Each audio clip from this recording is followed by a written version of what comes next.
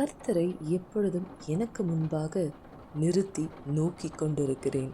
நான் அசைக்கப்படாதபடி அவர் என் வலது பாரிசத்தில் இருக்கிறார். அப்போஸ்தலர் 2:25. சகரியா 3 அது முழுவதும் நீங்கள் படித்தீங்கன்னா அதில் முதல்ல இருக்கிற வசனங்களில் நீங்கள் பார்க்கும் பொழுது யோசுவா, அதாவது அவர் ஒரு பிரதான ஆசாரியர், அவர் கர்த்தருடைய தூதனுக்கு முன்பாய் நிற்கிறார்.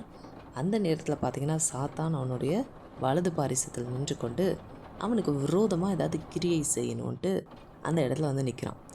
அப்போ கர்த்தர் என்ன பண்ணுறாரு, எருசலேமை தெரிந்து கொண்ட கர்த்தர் உன்னை கடிந்து கொள்வாராக என்கிறார். ஸோ தேவனாகிய இயேசு கிறிஸ்து நம்ம வாழ்க்கையில் நம்ம வலது பாரிசத்தில் இருக்கும் பொழுது நம்ம அசைக்கப்படுவதில்லை. ஒருவனும் நமக்கு விரோதமாய் தீமை செய்யவும் முடியாதபடிக்கு கர்த்தரே இப்படிப்பட்ட வார்த்தைகளை நமக்காக பேசுவார்.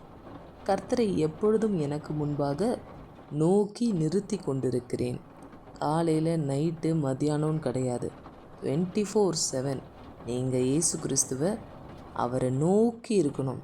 அவர் உங்களுக்கு முன்பாய் நிறுத்தி வைக்கணும்.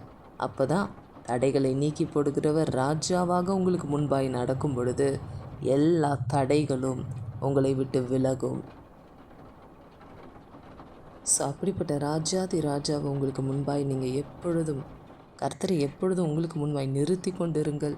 அவரையே நோக்கி கொண்டிருங்கள். அப்பொழுது ராஜாதி ராஜா உங்கள் வாழ்க்கையில் வெளிப்படுவார். ஆமேன்.